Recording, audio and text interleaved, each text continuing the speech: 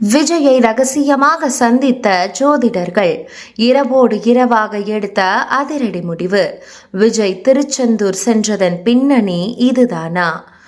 தமிழ் திரையுலகின் உச்ச நட்சத்திரமாக இருந்து இப்போது தமிழக அரசியலில் ஒரு மிகப்பெரிய மாற்றத்தை ஏற்படுத்த தமிழக வெற்றிக் கழகம் என்னும் கட்சியை தொடங்கினார் தவேக தலைவர் விஜய். 2026 சட்டமன்ற தேர்தலை இலக்காக கொண்டு அவர் எடுத்த ஒவ்வொரு முயற்சியும் ஒவ்வொரு முடிவும் தமிழக அரசியலில் பேசுபொருளாக மாறி வந்தது.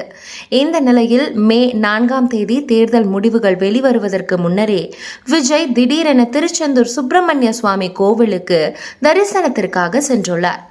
இதன் பின்னணியில் பல அதிரவைக்கும் ஜோதிட காரணங்கள் இருப்பதாக கூறப்படுகிறது.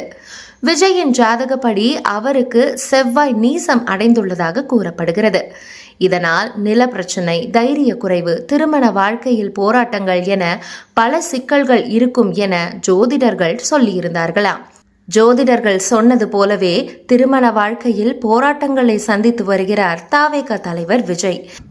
இந்த தோஷங்களுக்கு நிவர்த்தியை தேடி செவ்வாய்க்கிழமை அதிகாலையில் சென்று செந்திலாண்டவரை வழிபட்டால் மன அமைதி கிடைக்கும், குடும்பம் சுகமடையும், அரசியலில் வெற்றி கிட்டும் என அவரது ஆஸ்தான ஜோதிடரான ரத்தன் பண்டிட் வெற்றிவேல் அறிவுறுத்தியதாக கூறப்படுகிறது.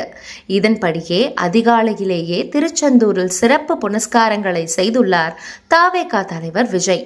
இதற்காக நேற்று இரவு 11 மணிக்கே மதுரைக்கு சென்று மதுரையிலிருந்து சாலை மார்க்கமாக திருச்செந்தூருக்கு சென்றிருக்கிறார் தவேக தலைவர் விஜய். இப்படி திருச்செந்தூருக்கு அரசியல் தலைவர்கள் செல்வது ஒன்றும் புதிதல்ல.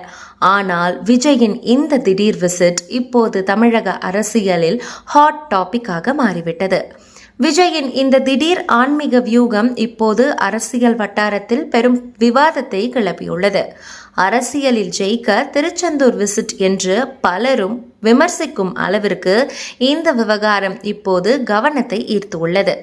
திராவிட அரசியலுக்கு மாற்றாக விஜய் ஆன்மீக சென்டிமெண்ட்டை கையில் எடுத்திருப்பது எதிர்த்தரப்பை யோசிக்கவும் வைத்துள்ளது.